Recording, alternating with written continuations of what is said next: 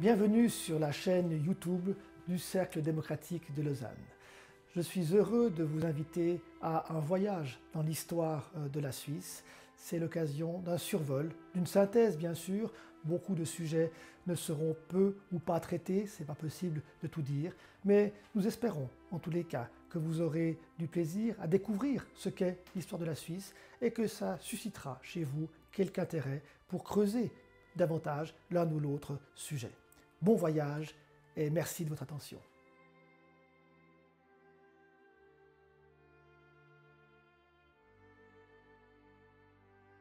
L'histoire est une science délicate à manier. Elle peut être en effet l'objet de multiples regards et cela donne à chaque fois des couleurs différentes aux faits et aux événements qu'il s'agit d'analyser. Et de ce fait, l'histoire risque toujours de se transformer en terrain de polémique et pas rares sont les mouvements politiques de droite ou de gauche à avoir voulu ou à vouloir régulièrement s'emparer de tel ou tel fait historique pour l'interpréter à sa façon et le proposer pour justifier ou légitimer son action ou ses projets politiques. C'est donc une science délicate à manier et pour éviter le piège de l'instrumentalisation, il s'agit, dans la mesure du possible, de pouvoir entrer dans les faits et les phénomènes historiques pour les comprendre et savoir ainsi mieux les interpréter.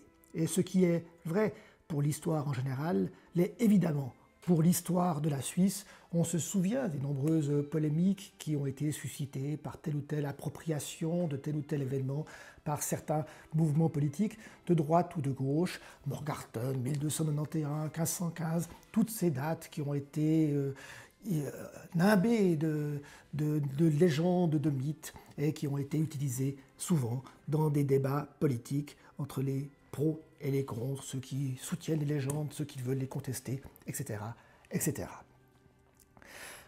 Ainsi, pour essayer de contourner cet obstacle, essayer d'entrer dans l'histoire, il faut donc connaître les faits. Et c'est ce que nous allons essayer de faire au fil de ces vidéos que vous propose le Cercle démocratique Lausanne, une façon de procéder à un survol de l'histoire suisse pour essayer de cerner l'ensemble des étapes qui ont amené à la construction de notre pays. Bien entendu, une forte littérature existe déjà, et d'ailleurs vous pourrez trouver des références de certains de ces principaux ouvrages sur le site du Cercle démocratique. Mais parler de l'histoire de la Suisse, cela veut dire quoi en définitive? De quelle Suisse on parle? Traditionnellement, on considère que la Suisse moderne, celle qui est la nôtre aujourd'hui, date de 1848. Il en sera largement fait état dans d'autres vidéos. Mais il y a une Suisse avant la Suisse. Et c'est de cette Suisse-là aussi qu'il faut comprendre, car connaître cette Suisse d'avant 1848, c'est aussi une porte d'entrée pour comprendre la Suisse d'après 1848 et la nôtre aujourd'hui. Il convient donc de remonter aux temps les plus anciens et de voir comment ce territoire qu'on appelle aujourd'hui la Suisse s'est construit autour d'un État, autour d'une entité politique.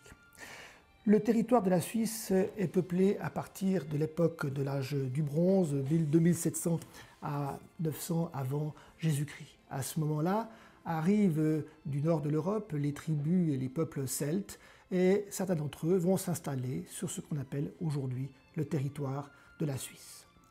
Le principal peuple celte qui s'installe dans nos contrées, ce sont les Helvètes, qui sont divisés en 4 tribus, dont la principale est celle des Tigurins. Mais il y a d'autres peuples celtes qui s'installent également, comme les Allobroges dans la région de Genève, les Rouarques, les Lépontes, les Véragues et d'autres. Ces Helvètes ont la bougeotte. Ils accompagnent en 107 avant Jésus-Christ les Cimbres et les Teutons dans une expédition qui les conduit à Agen. C'est une opération clairement de rapine, il faut être clair.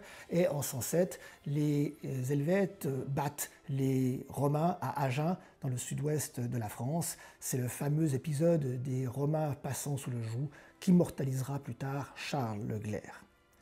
Ils retournent dans leur contrée, mais c'est pour préparer une nouvelle expédition. Et cette fois-ci qu'ils espèrent définitive. Est-ce qu'ils ont réellement détruit tous les oppidums, c'est-à-dire les villages au moment de leur départ, ceci n'est pas clairement établi, peu importe, ils partent en 58 avant Jésus-Christ, mais Jules César ne peut pas supporter ces migrations à l'intérieur des terres qu'il veut dompter et il les bat à Bibracte, dans la Bourgogne actuelle. Les Helvètes sont ainsi priés de retourner dans leur pays et l'Helvétie romaine va devenir une province de l'Empire romain, une province qui a une fonction importante au bord du Rhin. Elle doit protéger l'Empire des incursions qui vont se multiplier après les années 100 ou 200 après Jésus-Christ, les Alamans qui vont multiplier les incursions sur le territoire helvète et ailleurs aussi dans l'Empire. Cette Helvétie romaine se développe, Avenches devient sa capitale, d'autres villes sont construites, Augusta Raurica, Windisch, toujours sur les bords du Rhin, avec cette mission de protéger cette région de l'Empire des incursions des peuples dits barbares. Ces incursions se multiplient donc, les Alamans reviennent régulièrement, détruisent une fois Avenches, et pour finir, à partir du IVe siècle, ces deux peuples barbares qui vont se partager, si on veut, le territoire helvétique, les Burgondes à l'ouest et les Alamans à l'est. Les Burgondes vont jouer un rôle important dans la construction de ce territoire, dans la constitution politique de ce territoire. Ils vont se christianiser très rapidement, l'Empire romain bascule dans la chrétienté à partir du IVe siècle. Les Burgondes vont très vite adopter les mœurs romaines, vont se romaniser et ils vont conquérir un territoire très vaste qui ira quasiment jusqu'à la Méditerranée au plus haut de leur puissance. Saint-Maurice, l'abbaye de Saint-Maurice, celle de Romain-Motier sont parmi les témoignages, l'héritage le plus important de l'époque burgonde. Puis les Burgondes et les Alamans passeront sous le joug du roi des Francs et du royaume franc sortira le royaume carolingien sous l'égide de Charlemagne. Alors Charlemagne n'a jamais lui-même apparemment sillonné le territoire helvétique, mais la Suisse actuelle est totalement intégrée dans l'empire carolingien. Cet empire carolingien, comme on le sait, ne subsistera pas très longtemps, ne survivra pas très longtemps à la mort de Charlemagne. Il sera divisé en 3 régions, en gros la France actuelle, la Germanie actuelle, et au milieu un immense territoire qui part du nord-ouest du continent, la Flandre environ, jusqu'au sud de l'Italie. Donc un immense territoire qu'on appelle la Lotharingie, ingouvernable, hétéroclite, hétérogène, un territoire qui ne peut subsister. Et en effet, il se disloquera assez rapidement, et il se trouve que l'essentiel du territoire helvétique actuel se trouve quasiment au centre de cette immense bande de territoire de la Lotharingie. Donc cette Lotharingie se décompose en de multiples duchés, royaumes, comtés, etc. Et le gros du territoire helvétique actuel sera occupé par le royaume de Bourgogne de l'époque dite des Rodolphiens. Ce royaume de Bourgogne vivra de 888 à 1032, date à laquelle le dernier monarque de la lignée s'éteindra, et dès lors ce royaume va être récupéré par le Saint-Empire romain germanique. Ce Saint-Empire romain germanique se constitue en 962 sous l'égide de Othon Ier. Il est composé d'une multitude de royaumes, de duchés, de seigneuries qui occupent en gros le territoire de l'Allemagne et encore plus vaste jusqu'en Bohême et en Autriche. Le chef du Saint-Empire a le titre d'empereur, un titre qu'il reçoit des mains du pape, et s'organise ainsi cette dualité qui va marquer tout le Moyen-Âge européen entre au nord le Saint-Empire, qui a l'ambition de ressusciter à la fois l'esprit et de Charlemagne et de l'Empire romain, d'où son nom, Saint-Empire romain germanique, et puis face à lui, il y a au sud le pouvoir du pape, le pape qui dispose certes d'États politique, un État qui gouverne directement, mais surtout, il est le chef de la chrétienté, et on va y revenir, la chrétienté est vraiment la force morale qui guide et constitue et construit l'identité européenne à cette époque-là. Ainsi, le royaume de Bourgogne, en 1032, revient au Saint-Empire romain germanique, et c'est dans ce cadre-là que va se construire l'histoire de la Suisse. Cette époque du royaume de Bourgogne et de son absorption future par le Saint-Empire romain coïncide avec l'ère féodale. Alors quelques mots sur cette ère féodale pour bien comprendre les ressorts et les articulations. On connaît sa structuration sociale, les seigneurs, le clergé et le peuple paysan, les serfs. Un mot sur l'Église dont il ne faut pas sous-estimer l'importance. L'Église, c'est une grande puissance et elle a 4 vocations, 4 fonctions, 4 missions presque. Une mission spirituelle, bien sûr. Sous l'égide de l'Église, c'est un facteur pacificateur qui s'installe et qui permet de pacifier autant que faire se peut ce continent européen bouleversé par les conflits, les guerres, les rivalités entre seigneurs. C'est un facteur de paix, de pacification et de garantie d'une certaine morale, car le poids du pape et de l'Église est important. Un seigneur qui se fait excommunier, il est réellement banni. Il ne veut pas l'être. Il veut tout faire pour rester dans le sein de l'Église, dans le giron de l'Église. Il ne veut en être expulsé.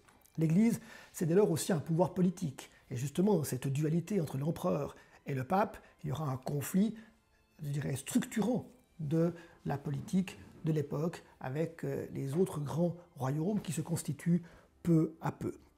La troisième fonction, c'est une fonction économique. L'Église est riche, elle possède de nombreuses terres. Les établissements religieux jouent un rôle économique extrêmement important. Et le quatrième rôle de l'Église, essentiel à cette époque-là, c'est un rôle culturel de transmission, de transmetteur de la culture des anciens, de la culture antique.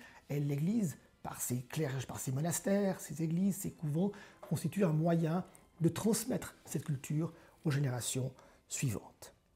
Cette ère féodale est toutefois, je dirais, lacérée par toute une série de nouveaux phénomènes et l'arrivée de nouveaux acteurs qui vont peu à peu la transformer et poser les bases des époques ultérieures, notamment par l'action des villes qui émergent à ce moment-là.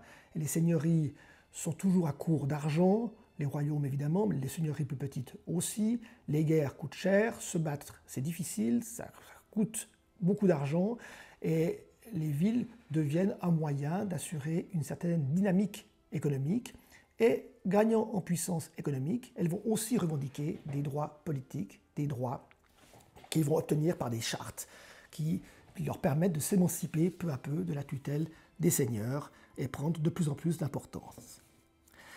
Ce sera typique en Suisse, où la féodalité sera relativement légère, où l'emprise de la féodalité sera relativement légère par rapport aux régions environnantes. Le territoire helvétique est tourmenté, sa topographie est complexe, il y a peu de grandes surfaces, de grandes seigneuries qui arrivent à s'imposer, si bien que la féodalité laissera moins de traces et donc laissera plus de place aux autres acteurs. Les villes, par exemple, Zurich, Berne, qui prennent de l'importance, mais aussi ces petites communautés alpines qu'on appelle les Waldstätten et qui joueront un rôle essentiel dans l'histoire suisse. Et cette Suisse qui se compose ainsi de façon archaïque, eh bien, elle symbolise aussi largement la géopolitique complexe de cette ère féodale où tout se fait par succession, par mariage, tous ces concepts de droit privé qui sont à la base de la construction de territoires et d'où les frontières très morcelées des différents cantons en fonction des achats, des acquisitions, des héritages et des conquêtes militaires aussi de ces différents territoires. Territoires morcelés qui ne s'appellent pas encore la Suisse, mais se construit ainsi dans cette situation particulière de l'ère féodale. Je vous remercie de votre attention. N'hésitez pas à nous transmettre vos commentaires et vos questions et vous trouverez encore d'autres vidéos sur notre chaîne YouTube. À bientôt.